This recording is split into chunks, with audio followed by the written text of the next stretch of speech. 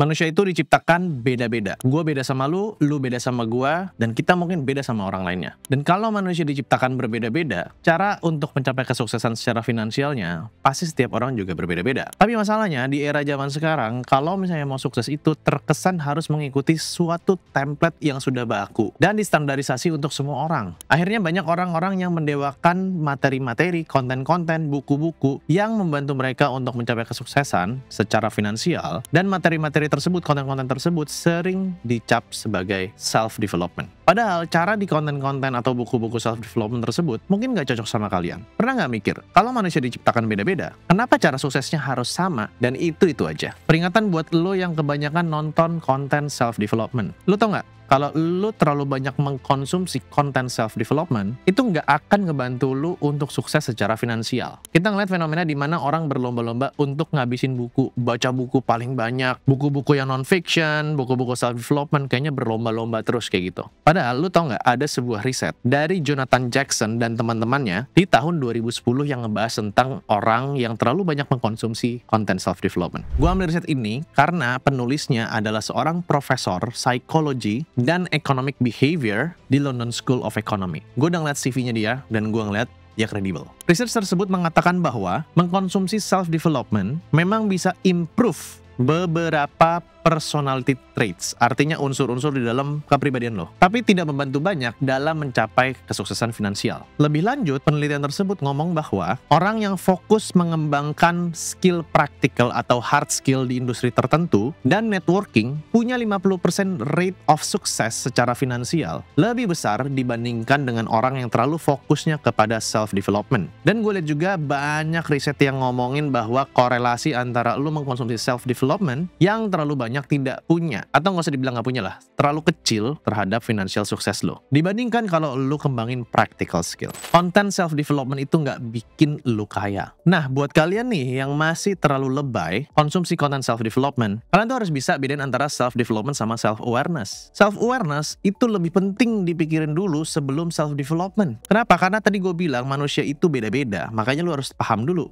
lo itu manusia dan makhluk seperti apa. Self-awareness itu adalah memahami betul kalian itu bisanya apa, nggak bisanya apa, talentanya apa, maunya apa, sukanya apa. Intinya segala hal tentang diri kalian. Sementara self-development itu adalah aktivitas untuk kita meningkatkan kualitas diri kita. Pertanyaannya adalah, kalau lu nggak punya self-awareness dulu, kualitas apa yang mau di-improve dari diri lu? Menurut standarnya siapa? Bingung. Makanya lu butuh yang namanya self-awareness. Seperti yang udah dibahas tadi, orang kan beda-beda. Lahir di kondisi yang berbeda-beda. Mungkin ada kesamaan, tapi mungkin nggak semuanya sama. Berarti tipsnya untuk mencapai sukses seseorang itu pasti beda-beda juga dong. Nah, setelah lu paham self-awareness sama self-development, lu perlu untuk stop telan mentah-mentah tips yang ada dari sosmed tanpa lu riset lebih jauh tentang cocok atau enggaknya si tips ini dengan kondisi kalian dan karakter kalian. Gue kasih contoh, tahun lalu itu gue mau memperbaiki jam tidur dan durasi tidur gue. Akhirnya gue riset-riset, baca-baca, segala macam, gue beli buku dan lain-lainnya. Ada sebagian tips-tips yang ngejelasin tentang sleep hygiene, nggak boleh ini itu sebelum tidur, dan akhirnya gue terapin. Tapi nggak tidur-tidur juga gue. Kualitas tidur gue juga buruk juga. Gue juga ikutin sarannya untuk stop nonton HP sebelum tidur, tapi malah gue nggak tidur. Otak gue kemana-mana. Sampai akhirnya gue nemuin style tidur gue sendiri, yaitu sebelum tidur gue perlu nonton film streaming yang ringan-ringan, biar otak gue tuh stop bekerja, stop berpikir, akhirnya gue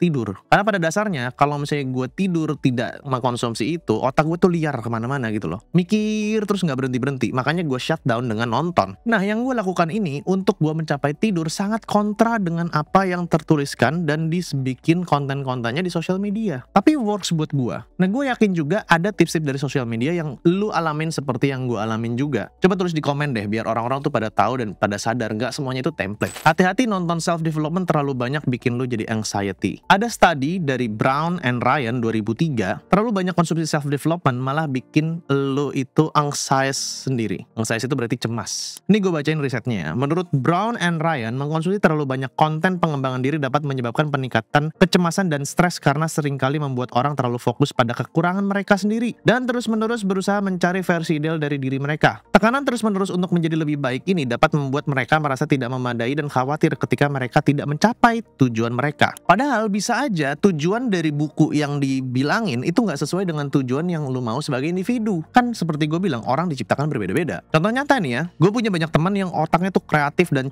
cemerlang banget. Tapi mereka itu orangnya berantakan, tidak terstruktur, suka telat, nggak punya planning. Dan juga yang paling gue suka sebel, suka hilang barang. Kalau lu nonton konten-konten self-development, kan banyak tuh yang nyuruh kita tuh untuk terstruktur. Journaling, bikin to-do list, bla bla bla bla yang misalnya tuh sangat produktif banget. Tapi hal ini tuh nggak cocok sama mereka. Mereka bilang udah pernah coba ngikutin tips-tips self-development di luar sana, malahan otak cemerlangnya itu jadi shutdown. Adaptability-nya jadi turun, flexibility-nya jadi hilang. Jadi kesannya tuh kayak jadi bodoh gitu loh. Dan pertanyaan gue, dari kasus tersebut, apakah mereka ini yang punya otak-otak kreatif seperti ini harus ikutin apa kata dari buku atau konten self-development yang harus terstruktur, rapi, bikin to-do list, journaling, bla bla bla bla bla bla bla bla. Menurut kalian gimana? Kalau kalian mau sukses, kuncinya itu bukan di self-development, tapi di self-awareness. Abis itu kalian kembangin skill kalian dan network kalian. Tahun 2016, meta-analitik di Bulletin Psychology menunjukkan self-awareness secara langsung berhubungan dengan kesuksesan finansial seseorang. Orang-orang yang punya self-awareness tinggi, dia punya achievement yang lebih tinggi dibanding orang-orang yang self-awareness-nya rendah, dan punya emotional control yang sangat tinggi dibandingin orang-orang yang self-awareness-nya rendah. Kalau kalian benar-benar kenal sama diri kalian sendiri, atau yang gue bilang self-aware, kalian tuh harusnya bisa paham tentang hal-hal yang customize hanya untuk diri kalian. Kalian maunya apa? Mau sekaya apa? Hidup yang kalian mau seperti apa? Apa kelebihan kalian? Apa kekurangan kalian? Apa yang kalian suka? Apa talenta kalian, apa yang nggak kalian suka. Jika kalian udah tahu diri kalian itu siapa, kalian bisa set goal yang realistis. Dan kalian bisa menata plan kalian, checkpoint kalian untuk kalian itu mencapai tujuan yang versi kalian sendiri. Bukan mau ikut-ikutan orang lain. Barulah kalau kalian udah tahu self-awareness, kalian udah tahu mau berjalannya kemana, kalian udah bikin plan, kalian jadi tahu nih, oh gue kurangnya apa di diri gue untuk mencapai tujuan gue, sehingga gue harus perbaikin self-development-nya di bagian ini. Dan lu nggak perlu perbaikin semua kelemahan lu, ngapain? Lu perbaikin aja kelemahan lu yang memang menghambat tujuan lu ke depan.